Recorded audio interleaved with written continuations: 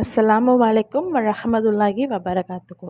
தாராவி தொழுகையின் நேரம் மற்றும் எத்தனை ரக்காத்துகள் தொழ வேண்டும்? ரமலான் மாத பிறை தெரிந்த இரவில் இருந்து பெருநாள் பிறை தெரியும் இரவு வரை நாம் தொழக்கூடிய தொழுகை தாராவிக தொழுகை. இஷா தொழுகைக்கு பிறகிலிருந்து வித்ரு தொழுகை முன்பு வரை இந்த தாராவி தொழுகை தொழலாம். இறைத்தூதர் நபிசல் அவர்கள் ரமலான் மாதத்திலும் ரமலான் அல்லாத நாட்களிலும் இரவு தொழுகையை தொழுதுள்ளார். இதை பற்றின ஹதீஸ்: ஒரு மனிதர் நபிசல் அவர்களிடம் இரவு தொழுகையை குறித்து கேட்டார். அதற்கு நபிசல் அவர்கள், இரவு தொழுகை 2 ரக்காத்கள் ஆகும்.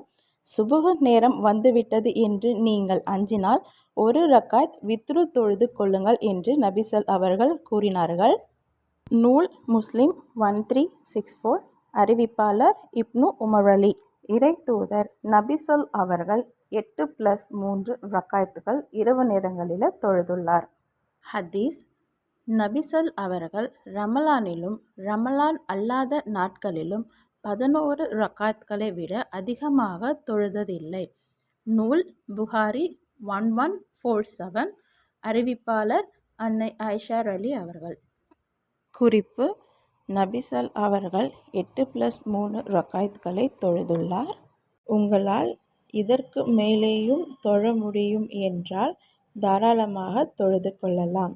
உதாரணம்: உங்களால் 50 ரக்காத் தொழ முடியும் என்றாலும் 100 ரக்காத் தொழ முடியும் என்றாலும் தாராளமாக தொழலாம்.